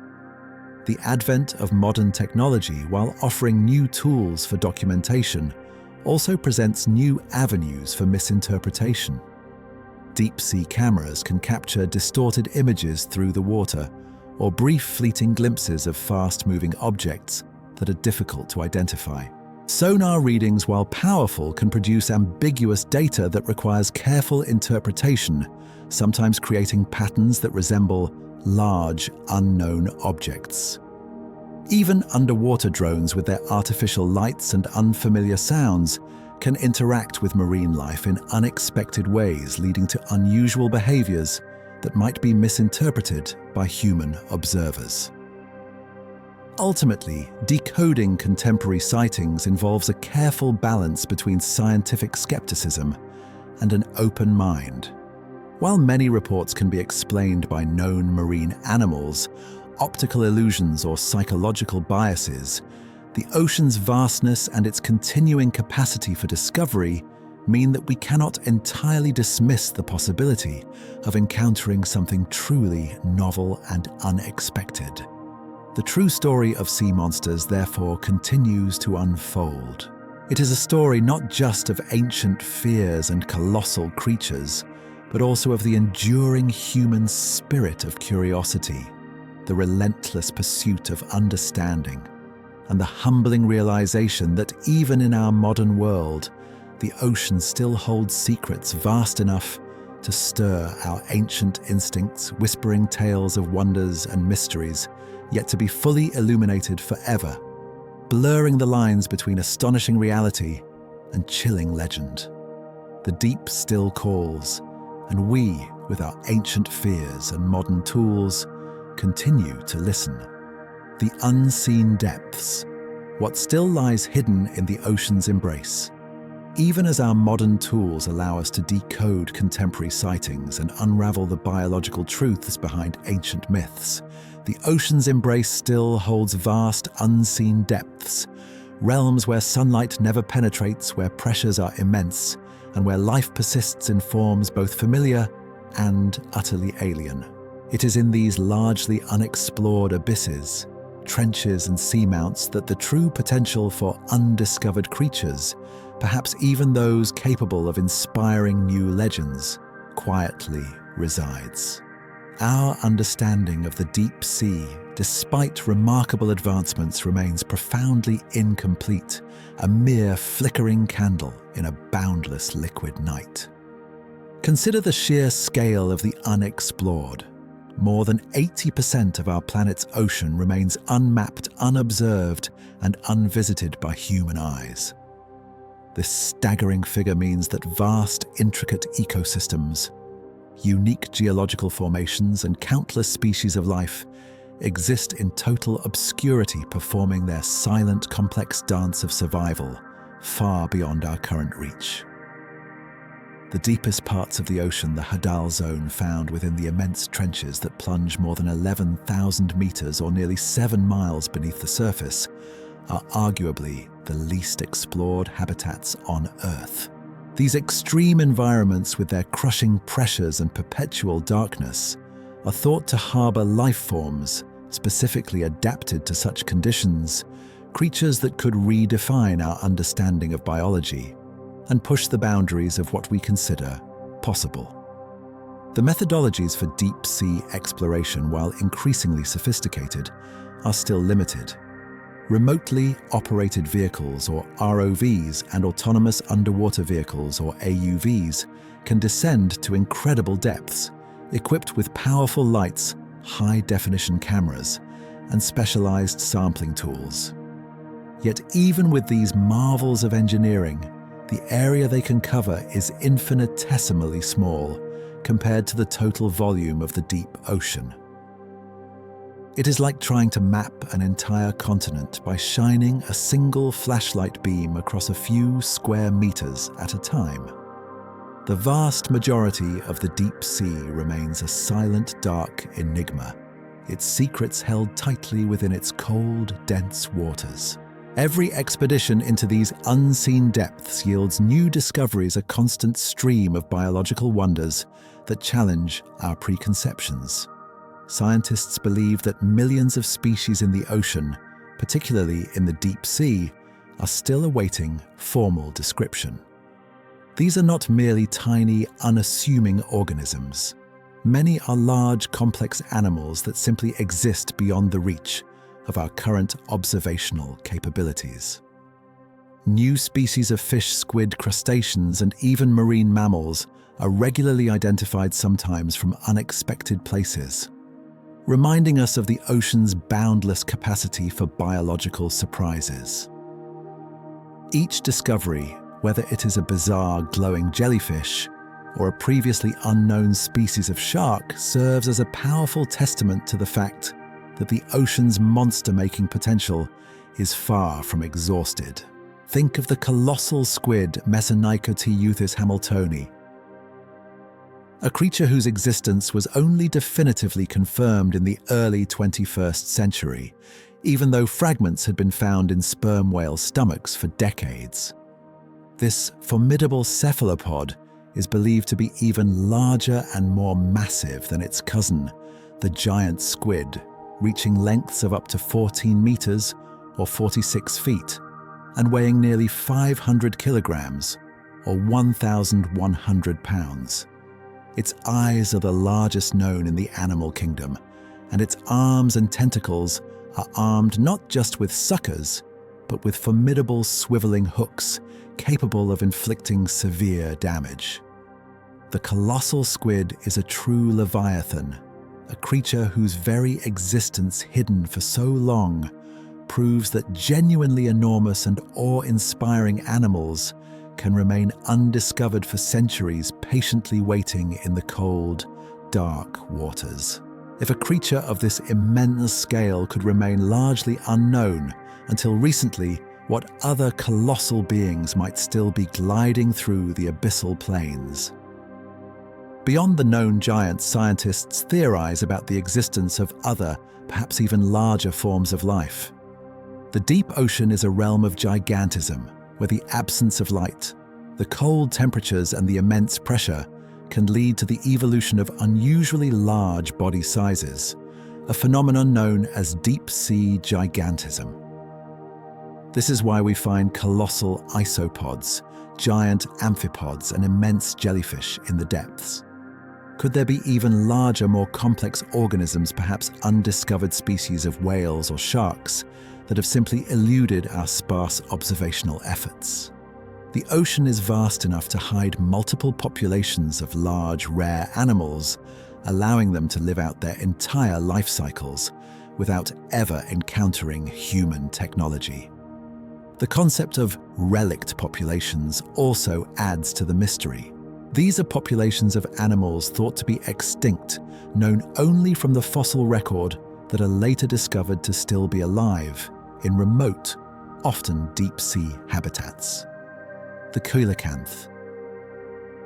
A lobe-finned fish once thought to have vanished with the dinosaurs was famously rediscovered alive in 1938 off the coast of South Africa, dwelling in deep, rocky caverns. Its ancient armor-plated appearance and its unique fin structure made it seem like a creature from another time, a living fossil. This discovery profoundly reshaped our understanding of evolution and the ocean's capacity to harbor ancient lineages.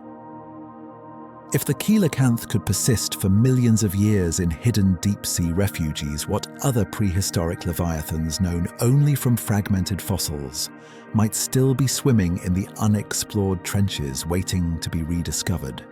The possibility, however remote, fuels a profound sense of wonder and keeps the ancient monster myths alive in a new, scientifically informed context. The deep-sea environment itself is a crucible for bizarre and extreme adaptations, creating creatures that often appear utterly alien to our surface-dwelling perceptions. Bioluminescence. The ability to produce light is rampant in the deep, used for communication hunting and camouflage, creating a silent, shimmering world of living lights. Anglerfish, with their grotesque lures and immense fanged mouths, are perfect examples of deep-sea strangeness.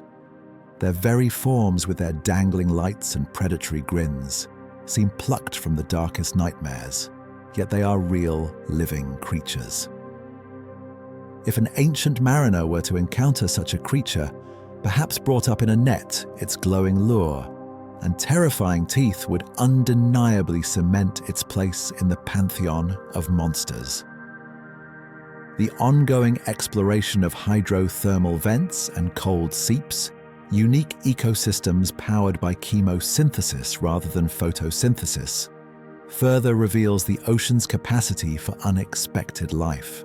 These oases in the deep, often teeming with bizarre tube-dwelling worms, giant clams, and strange alien-looking crustaceans, demonstrate that life can flourish in environments previously thought to be utterly barren.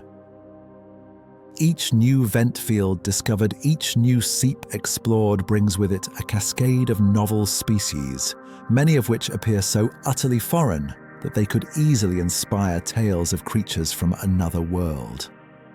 The unseen depths, therefore, are not merely empty voids. They are vibrant, complex, and incredibly diverse ecosystems, teeming with life that has evolved in conditions utterly alien to our own. These are the true frontier of biological discovery realms, where the line between scientific fact and fantastical imagination often blurs, where the possibility of encountering something truly monumental, something that challenges our understanding of life itself, remains very real. The ocean's embrace, vast and mysterious, continues to hold secrets, patiently waiting for the gentle, persistent light of scientific inquiry to slowly illuminate its hidden wonders, reminding us that the story of sea monsters is not just a tale of the past, but an ongoing narrative of discovery forever intertwined with the profound and enduring mysteries that still lie hidden in the silent, crushing darkness of the deep. Guardians of the deep, conservation and the future of mythic creatures. As we journey through the silent, unseen depths, unveiling the astonishing realities behind ancient myths, and acknowledging the vast expanse of what remains undiscovered, a profound responsibility emerges, a quiet call to become the guardians of these deep-sea wonders. The future of these mythic creatures, the oarfish, the basking shark, the giant squid, and countless others yet to be fully understood, rests increasingly upon human stewardship. The very ocean that inspired primal fears and wondrous tales now faces unprecedented threats, many of them originating from our own terrestrial activities, demanding a gentle but firm commitment to conservation to ensure that these magnificent beings continue their silent dance in the deep. The primary threats to deep-sea ecosystems and their unique inhabitants are multifaceted, often insidious and frequently invisible to the surface world. Climate change, driven by the increasing concentration of greenhouse gases in our atmosphere, is altering the fundamental chemistry and physics of the ocean. Rising ocean temperatures, even subtle shifts, can profoundly impact deep-sea currents, oxygen levels, and the distribution of prey species, disrupting delicate food webs that have evolved over millennia. Ocean acidification caused by the absorption of excess carbon dioxide threatens creatures that rely on calcium carbonate to build their shells and skeletons, from tiny plankton at the base of the food chain to immense corals that form intricate deep-sea habitats. These changes, though occurring slowly and often unseen, are reshaping the deep ocean in ways we are only just beginning to comprehend. Overfishing, particularly through methods like deep-sea trawling, poses another significant threat. While targeting specific commercial species, these massive nets drag across the ocean floor, indiscriminately destroying fragile deep-sea corals, sponges, and other slow-growing habitats that provide shelter and sustenance for countless creatures. Many deep-sea species are long-lived and slow to reproduce, making them particularly vulnerable to overexploitation. A single trawling pass can decimate an ancient coral garden that took thousands of years to grow, leaving behind a barren, scarred landscape that may never fully recover. The inadvertent capture or bycatch of non-target species, including rare deep-sea sharks and fish, further depletes populations, pushing many towards the brink of extinction before we even have a chance to fully understand them. Pollution, too, casts a long, dark shadow over the deep. Microplastics, tiny fragments of plastic materials, now permeate every corner of the ocean, from the surface to the deepest trenches. These ubiquitous particles are ingested by marine organisms of all sizes, entering the food chain and potentially accumulating in the tissues of deep-sea predators. Chemical pollutants, heavy metals, and persistent organic pollutants carried by currents or sinking from the surface also accumulate in the deep, contaminating habitats and impacting the health of deep-sea fauna. The deep ocean, once thought to be pristine and untouched, is now revealed to be a silent repository for the waste of human civilization, its delicate ecosystems bearing the unseen burden of our consumption. Emerging threats such as deep-sea mining loom on the horizon. As terrestrial mineral resources become scarcer, industries are increasingly looking to the ocean floor for valuable metals and rare earth elements. The proposed methods for deep-sea mining involve colossal machinery that would scrape and churn the seafloor, obliterating habitats, creating vast sediment plumes that smother filter feeders and releasing toxic chemicals into the water column. The long-term ecological consequences of such activities are largely unknown, but scientists believe they could be catastrophic, destroying unique ecosystems and species that have evolved in isolation for millions of years before we even have a chance to identify them. The conservation of these deep-sea ecosystems and their mythic inhabitants requires a multi-pronged approach rooted in both scientific understanding and ethical responsibility. First and foremost, continued scientific research is paramount. We cannot protect what we do not understand. Further exploration, mapping, and species identification are crucial to establish baseline data, understand ecological processes, and identify vulnerable areas. This includes developing less invasive sampling techniques and expanding the use of advanced technologies like ROVs and AUVs to observe deep-sea life in its natural state, minimizing disturbance. Establishing and effectively managing marine protected areas, particularly in the deep sea, is another critical step. These designated zones where destructive activities like deep-sea trawling and mining are prohibited provide safe havens for vulnerable species and allow damaged ecosystems a chance to recover. International cooperation is essential as the deep ocean transcends national boundaries, requiring global agreements and enforcement mechanisms to safeguard its treasures. The concept of the high seas, those areas beyond national jurisdiction, represents a vast shared heritage that demands collective responsibility for its protection. Sustainable fishing practices extending to deep-sea fisheries are also vital. This includes implementing stricter quotas, improving fishing gear selectivity to reduce bycatch, and exploring alternative, less destructive fishing methods. Consumer awareness and demand for sustainably sourced seafood can also drive change, encouraging industries to adopt more responsible practices.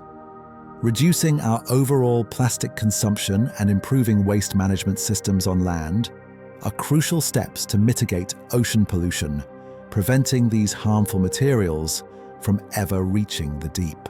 The future of these mythic creatures is intimately tied to our evolving relationship with the ocean itself. As we gain a deeper scientific understanding of their biology, their habitats, and their ecological roles, the ancient fears that once shrouded them begin to recede, replaced by a profound sense of wonder and a recognition of their intrinsic value. The giant squid, once the terrifying Kraken, is now understood as a magnificent invertebrate predator, a marvel of adaptation in an extreme environment.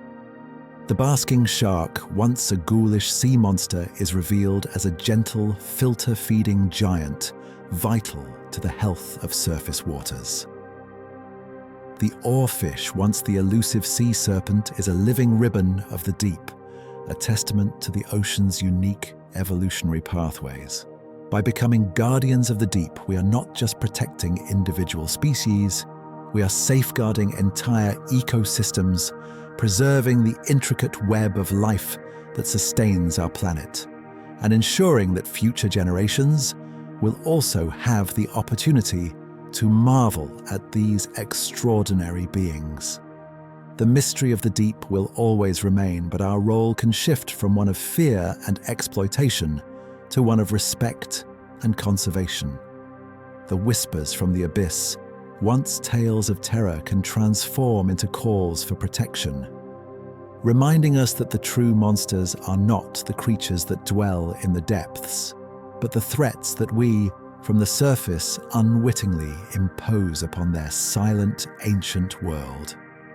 The future of these mythic creatures, and indeed the health of our entire planet, depends on our collective commitment to gently and responsibly watch over the vast, wondrous, and still largely unseen depths of the ocean. Drifting with the currents, the ocean's enduring mystery and our dreams. As the gentle currents of our exploration carry us towards the tranquil shores of reflection, we find ourselves contemplating not just the astonishing creatures that have inspired our oldest myths, nor merely the urgent call to protect their silent deep-sea worlds, but also the enduring, almost mystical connection between humanity and the boundless ocean itself. For even as science meticulously peels back the layers of mystery, revealing the biological truths behind every legend the ocean retains, an inherent profound enigma, a whispered allure that continues to resonate within the deepest chambers of the human mind, finding echoes in our quietest thoughts and our most vivid dreams. The ocean, in its immense, ceaseless motion, serves as a living metaphor for the vastness of the unknown, a cosmic mirror reflecting the intricate depths of our own consciousness. Its surface shimmering under the sun or bathed in the soft glow of the moon represents the waking world, the realm of the visible and the understood. Yet beneath this familiar surface lies an abyss, a realm of perpetual twilight and absolute darkness, an immense volume of water where the familiar laws of our terrestrial existence are utterly transformed. This deep, hidden world, still largely unmapped and unobserved, parallels the subconscious mind, that boundless inner ocean where thoughts, memories, and primal instincts drift, often unseen until they surface in the fleeting narratives of our dreams. Despite the remarkable advancements in oceanography, the true extent of the ocean's biodiversity remains a breathtaking mystery. Scientists currently estimate that we have identified and described only a fraction of the species that inhabit its depths, perhaps as little as 10 to 20%. This means that millions of unique life forms, from microscopic organisms that form the base of the food chain to potentially colossal, complex animals, are still gliding, swimming, and dwelling in the crushing darkness, their very existence unknown to human science. Imagine entire ecosystems, intricate webs of life functioning silently in the abyssal plains, or clinging to the flanks of submerged seamounts, their evolutionary paths diverging in ways we can only begin to theorize. These undiscovered entities, these silent denizens of the unseen depths, represent the ocean's enduring capacity for wonder, its ability to hold secrets so vast that they continue to humble our most ambitious explorations. The very physical properties of the deep ocean contribute to its mythic potential, even in a modern context. The immense pressures capable of crushing conventional submersibles create an environment where life must adapt in extraordinary ways, leading to creatures with gelatinous bodies, specialized enzymes, and unique sensory organs. The perpetual darkness necessitates the widespread use of bioluminescence, transforming the abyssal landscape into a shimmering, pulsating world of living light.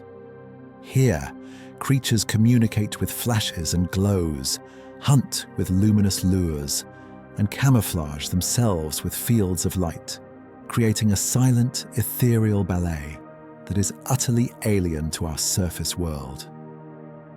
Such phenomena, if encountered unexpectedly by an unsuspecting observer, could easily be interpreted as spectral apparitions, ghostly lights, or the magical manifestations of an otherworldly realm, rekindling the ancient awe and fear of the unknown. The deep-sea soundscape, too, contributes to this lingering mystery. Hydrophone-sensitive underwater microphones frequently pick up enigmatic sounds from the abyssal depths. Low-frequency rumbles, resonant clicks, and complex biological vocalizations that often defy immediate identification. While many of these sounds are eventually attributed to known geological activity, seismic events, or the calls of large marine mammals, some remain unexplained, tantalizing whispers from the void, hinting at unknown processes, or perhaps even undiscovered colossal creatures communicating in ways we do not yet comprehend. These sonic mysteries, echoing through the vast, silent waters, touch upon a primal chord within us, stimulating our imagination and reminding us that the ocean is not merely a visual spectacle, but a symphony of unseen forces. As we drift towards the gentle embrace of sleep, the ocean's enduring mystery finds a parallel in the journey our minds undertake each night.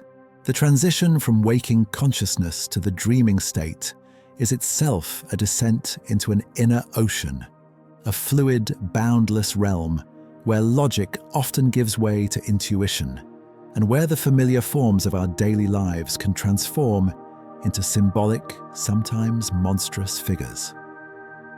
Just as the deep ocean harbors creatures of astonishing and often bizarre appearance, our dreams can conjure entities that defy explanation, embodying our deepest fears, our hidden desires, and our unresolved anxieties. The serpentine forms, the grasping tendrils, the immense swallowing mouths that populated ancient sea monster myths are not merely external projections. They are also powerful archetypes that reside within the collective human psyche, surfacing in our nocturnal narratives. The rhythmic pulse of the ocean, the ceaseless ebb and flow of its tides, the gentle lapping of waves against a distant shore, all resonate with the fundamental biological rhythms of our own bodies, influencing our sleep cycles and our sense of calm. The profound quietude of the deep ocean, broken only by the whispers of its inhabitants, mirrors the stillness we seek. In sleep, a refuge from the clamor of the waking world. In this quietude, the mind can wander freely, exploring its own uncharted territories, encountering its own mythic creatures, sometimes terrifying, sometimes wondrous, but always deeply meaningful. The ocean's enduring allure, therefore, is not simply a matter of scientific curiosity. It is a fundamental aspect of the human experience, a primal connection to the source of all life and to the vast, mysterious forces that continue to shape our planet. It is a reminder that even in an age of unprecedented knowledge, there are still boundless realms of wonder that lie just beyond our immediate grasp realms, that continue to inspire awe, stimulate imagination, and gently, persistently call to the dreaming mind. The deep ocean, with its ancient pulse and its countless hidden secrets, will forever remain the ultimate reservoir of life and mystery, its silent currents continuing to influence the gentle drift of our own inner worlds. And so as we drift away from the silent, mysterious currents of the deep ocean, leaving behind the colossal forms that once stirred ancient fears, allow your own internal tides to gently ebb and flow. Remember that the very water in your body, the salts that sustain you, the calcium in your bones were once part of these vast ancient seas, forged in the distant hearts of stars, forever connecting you to the profound living fabric of this planet. Allow the vast, dark expanse beneath the waves, with its gentle giants and its hidden wonders, to become a tranquil canvas within your mind. Let the echoes of ancient legends now glide not as monsters, but as silent, magnificent guardians of your slumber, their true forms revealed as astonishing marvels of life. May the gentle, profound mystery of the ocean's embrace carry you into the deepest, most peaceful dreams, where your spirit floats weightless, guided by the silent, ancient currents to a restorative, quiet rest. Sleep well, and see you again.